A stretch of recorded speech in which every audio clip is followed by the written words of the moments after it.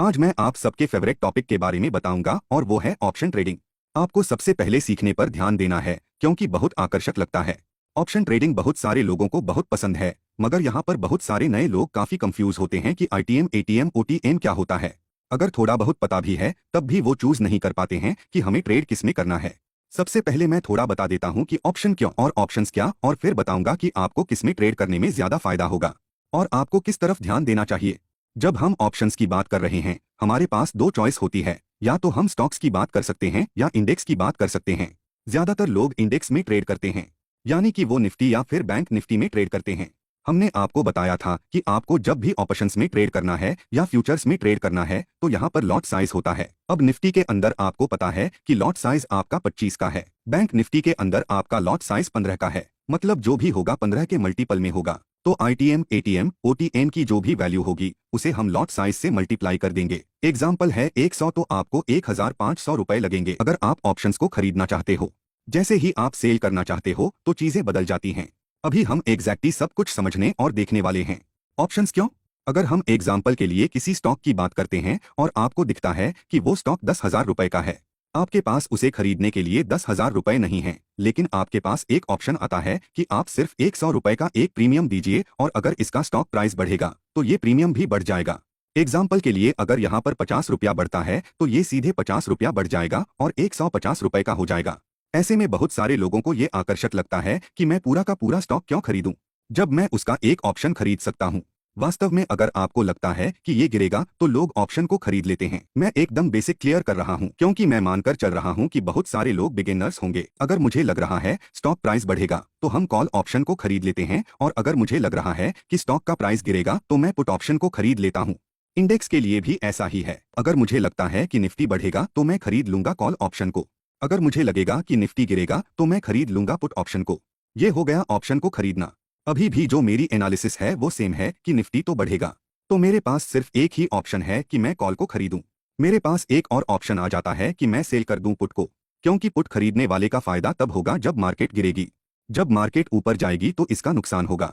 इसका नुकसान तो सेलर का प्रॉफिट, क्योंकि ऑप्शन ट्रेडिंग एक जीरो सम गेम है। जीरो सम गेम का क्या मतलब है? इसका मतलब होता है कि किसी का फायदा तो किसी का नुकसान। यहाँ पर अगर बायर का नुकसान होगा तो सेलर का फायदा होगा, और अगर सेलर का नुकसान होगा तो बायर का फायदा होगा।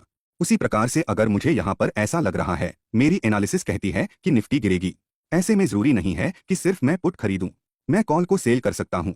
ये महत्वपूर्ण होता है, मगर क्यों मैं बहुत शॉर्ट में बताता हूँ कि अगर आप यहाँ पर कॉल को खरीद कर चल रहे हो, आपके फेवर में ट्रेड जाने की संभावनाएं 33% होती हैं। सेलर को हमेशा एक चीज का फायदा होता है, यहाँ पर सेलर के पास 67% अधिक संभावनाएं हैं।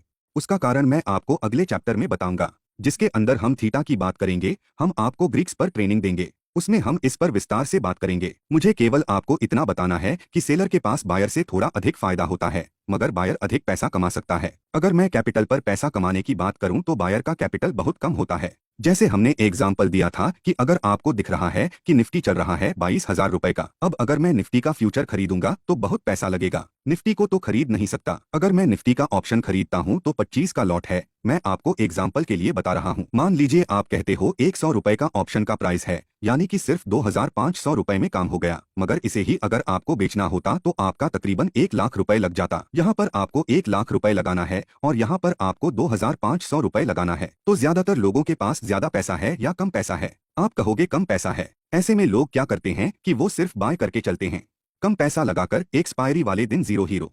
बहुत कुछ चल रहा होता है। ये मैं आपको बेसिक बताना चाहता था। अब यहाँ पर हम क्लियर कर लेते हैं कि in the money option, out of the money option and at the money option क्या होता है। उसके लिए मैं करूंगा ये कि सबसे पहले आपके लिए ऑप्शन चेन खोल देता हूँ। आपको ऑप्शन चेन एनएसई पर मिल जाएगी। आप गूगल पर जाकर लिखेंगे एनएसई ऑप्शन चेन तो आपके सामने बिल्कुल ठीक ऐसे ही ऑप्शन चेन आ जाएगी। इतने सारे नंबर्स देखकर आपको घबराना नहीं है, क्योंकि ये नंबर्स आपके फ्रेंड्स हैं और ये आपको बहुत कुछ बताने की कोशिश करते हैं। सबसे पहले आपको निफ्टी देखना है, क्योंकि हम निफ्टी के ऑप्शन चेन की बात कर रहे हैं। अगर आप सबसे ऊपर आ जाओगे तो यहाँ पर आपको दिख जाएगा हम निफ्टी की बात कर रहे हैं। हम चाहे तो फिर निफ्टी, बैंक निफ्टी का भी देख सकते हैं। अब देखना है एक्सपायरी। आप ऑप्शंस के अंदर कौन से एक्सपायरी की बात कर रहे हैं? अभी हम 6 जून की एक्सपायरी की बात कर रहे हैं, तो निफ्टी आज 22,145 पर क्लोज हुई है। आप इसे 22,150 मान लीजिए। 22,150 के आसपास निफ्टी बंद हुई है। अगर आप देखोगे यहाँ पर 22,150 आ गया और इसे बोला जाएगा एट द मनी। जहां पर मार्केट होती है, जहां पर स्टॉक का प्राइस होता है, जहां पर बैंक निफ्टी होती है, तो जहां पर खड़ी है वो एट द मनी हो गया। तो इसे हम एट द मनी बोलते हैं। अब आपको कॉन्सेप्ट समझा देता हूं। तीन चीजें हैं, एटीएम यानी कि एट द मनी, दूसरा है ओटीएम यानी कि आउट ऑफ द मनी और तीसरा है आईटीएम यानी कि इन द मनी। बड़ा ही सिंपल है। सबसे पहले मैं कॉल ऑप्शन की बात कर लेता हूं। मान लीजिए उदाहरण के लिए निफ्टी 22,150 है, तो ये मेरा हो गया एट द मनी। जो भी नंबर चल रहा होता है उसके आसपास तो निफ्टी के अंदर हर 50 के ऊपर आपको दूसरा स्ट्राइक प्राइस दिखेगा। तो आपको 22,150 दिखेगा, 22,100 दिखेगा और 22,200 दिखेगा। 50-50 पॉइंट्स डिफरेंस में स्ट्राइक प्राइस चेंज हो जाता है। जो भी प्राइस चल रहा होगा उसके पास वाला प्राइस एट द मनी कहलाएगा। जब हम कॉल की बात कर रहे हैं तो कॉल को समझिए।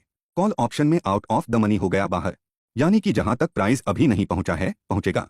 तो अगर मैं यहां पर लिख दूं 22,200 या 22,300 या 22,400 या 22,500, ये सब कुछ आउट ऑफ द मनी हो गया। यहां तक प्राइस पहुंचा नहीं है। अच्छा, जहां से पहले ही आगे बढ़ चुका है वो इन द मनी हो जाएगा। अगर मैं 22,100 लिख दूं तो ये इन द मनी कहलाएगा, क्योंकि यहां से ऑलरेडी प्राइस निकल चुका है कॉल ऑप्शन के केस में। मगर जैसे ही हम यहां पर पुट ऑप्शन के लिए बोलते हैं तो एट द मनी हमेशा सेम रहता है। यहां पर भी एट द मनी 22,150 ही कहलाएगा। मगर अब कॉल था बढ़ने की, मगर यहाँ पर हम गिरने की बात कर रहे हैं। अब मार्केट जहां पर नहीं पहुंची है गिरेगी, तो ऐसे में आउट ऑफ द मनी बिल्कुल उल्टा हो जाता है। जहां पर नहीं पहुंची है अभी गिरेगी तो 22,100 पर पहुंचेगी। तो ये हमारे लिए आउट ऑफ द मनी हो गया।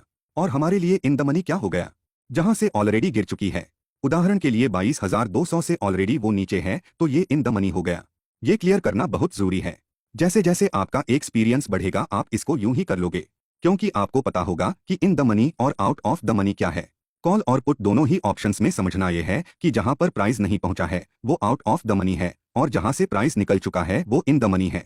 जहां पर नहीं पहुंचा है वहां पर आप एक तरीके से एनालिसिस बोल सकते हैं, या बहुत सारे लोग अनुमान लगाते हैं। मान लीजिए कि प्राइस अभी 22,150 चल रहा है, कोई बोल रहा है कि प्राइस एक्सपायरी तक 23,000 पर पहुंचेगा। एनालिसिस कहती है या नहीं कहती है? सेलर बोलेगा ठीक है, मेरे से आकर आप खरीद लो, आप कॉल ऑप्शन खरीद लो, मैं बेचने के लिए तैयार हूं। कोई बंदा कह रहा है कि हाँ 23,000 तक पहुंचेगा, तो वो खरीदने के लिए भी तैयार है, मगर खरीद क्या रहा है? Out of the money. जहां तक प्राइस पहुंचा ही नहीं है, तो मैं आपको ये बताना चाहता हूं कि आउट ऑफ द मनी के प्रीमियम हमेशा सस्ते होते हैं।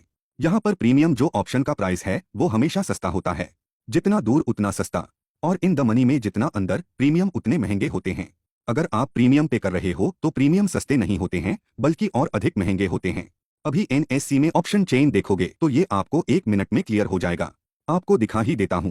जैसे ही हमने यहाँ पर ऑप्शन चेन खोली आप देख पाएंगे। इसे मैं याद करने का तरीका बताता हूं कि अगर प्राइस 150 पर है, यहाँ पर देखिए कॉल लिखा हुआ है और वहां पुट लिखा हुआ है। यहाँ पर जो सारे के सारे स्ट्राइक प्राइस हैं, जो आपको एलटीपी दिखेगा, यानी कि लास्ट ट्रेडेड प्राइस, ये सारे के सारे आपको जो दिख रहे हैं ये कॉल ऑप्शन के प्रीमियम हैं। हम आगे ऑप्शन चेन की एनालिसिस करेंगे। मैं आपको अभी शॉर्ट में ऑप्शन में सिर्फ in the money, out of the money और एट द मनी सिखा रहा हूं। ऑप्शन चेन के हिसाब से ट्रेड कैसे करना है ये बहुत ही मजेदार कॉन्सेप्ट है, आप बस सीखते जाइए। अब यहाँ पर पुट ऑप्शन में जो भी प्रीमियम है लास्ट ट्रेडेड प्राइस में सारे आ गए। अब महंगा कौन सा होगा? इन द मनी होगा। इसे याद करने का तरीका भी है, आपको व्हाइट दिखेगा और येलो दिखेगा। मैं येलो बोलता हूँ बटर को या क्रीम को। आपको पता है कि क्रीम येलो होती है और दूध व्हाइट होता है, लेकिन महंगा क्या होता है? क्रीम महंगी होती है या दूध महंगा होता है? आप कहोगे दूध सस्ता होता है, क्रीम महंगी होती है, या बटर महंगा होता है। अगर आपको यहाँ पर अमूल बटर मिलेगा तो महंगा मिलेगा। तो महंगा क्या है? In the money. जितना भी येलो होता है वो हमेशा इन द मनी होता है, और जो व्हाइट है, छाछ बोलो या दूध जो रह गया हो, वह हमेशा व्हाइट रहता है। ये हमने आपको याद करने का तरीका बताया ताकि आपको याद रहेगा। मुझे बिना देखे बोलने की जरूरत ही नहीं है कि यहाँ से मेरे लिए कॉल ऑप्शंस के अंदर इन द मनी क्या होगा। जहां से प्राइस ऑलरेडी बढ़ चुका है 22,100, 22,050, 22,000, 22,900 और 950, ये सारा मेरे लिए इन द मनी हो गया। और इनके प्रीमियम यहाँ पर आ गए 92, 122, 156, 195। जितना ज्यादा मैं इन द मनी में जाता जाऊंगा उतना 500 बढ़ता जाएगा। और अगर मैं आउट ऑफ द मनी आता जाऊंगा, जैसे कि जहां पर प्राइस नहीं पहुंचा, 22,200 पर नहीं पहुंचा जो 67 का है, 22,250 पर नहीं पहुंचा जो 47 का है, 22,300 पर नहीं पहुंचा जो 30 रुपए का है, 18,350 पर नहीं पहुंचा जो 19 रुपए का है। जितनी दूर जाते रहेंगे उतना सस्ता हो जाएगा। जैसे 3 रुपए का है ये 22,550 का कॉल ऑप्शन का, उसी प्रकार से पुट ऑप्शन के अंदर 22,550 का होगा। ये लगभग 394 रुपए का होगा, क्योंकि वो इन द मनी था। इन द मनी महंगा होता है और आउट ऑफ द मनी हमेशा सस्ता होता है, आपको ये याद रखना है। लेकिन लोगों के पास पैसे तो होते नहीं हैं। ऐसे में way out of the money option ले लेते हैं। अब जो सेलर है जिसने बेचा है, मान लीजिए उसने बोला कि मैं आपको 23,000 रुपए का बेच दूंगा। उदाहरण मैं आपको दिखाना चाहता हूँ।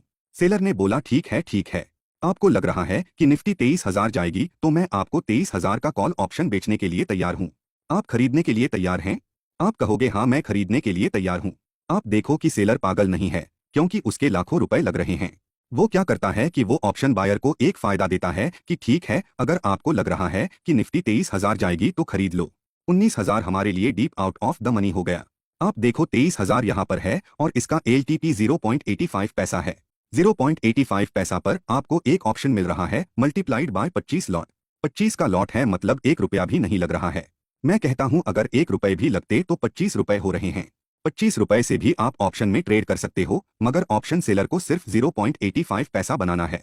उदाहरण के लिए अगर ये 1 रुपया होता, अगर कोई कह रहा है कि एक्सपायरी तक निफ्टी 22,800 पर जाएगी तो सेलर कह रहा है कि ठीक है आप मुझसे कॉल ऑप्शन खरीद लो, मुझे सिर्फ 1 रुपया चाहिए। बायर को लग रहा है कि 22,800 का कॉल ऑप्शन 1 रुपए में मिल रहा है तो ये बहुत सस्ता है। कैसे पता आपको सस्ता है? जब निफ्टी को वहां पर जाना होगा तभी तो वो बढ़ेगा। आपको पता है फायदा कब होगा? आप 1 रुपया भी दे रहे हो तो आपको फायदा तब होगा जब निफ्टी 22,801 पर जाएगी। अगर 22,801 से नीचे क्लोज हो गई तो आपको नुकसान होगा। और अभी निफ्टी कहां पर है? अभी निफ्टी है 22,150 पर और एक्सपायरी के लिए सिर्फ 2 दिन रह गए हैं। क्योंकि इसके चांसेस बहुत कम हैं, इसलिए इसका प्रीमियम भी बहुत कम है। लेकिन सेलर को पता है कि प्रीमियम कम है तो मुझे ये प्रीमियम कमाना है। आप सोचो कि उसे ये प्रीमियम कमाना है। अगर मैं 1 रुपए को 50 से गुना कर दूं तो उसे 25 रुपए मिलेंगे, मगर आप यदि उसका मार्जिन रिक्वायरमेंट देखोगे तब पता चलेगा। मैं स्ट्रैटेजी बिल्डर खोलकर आपको दिखाता हूं।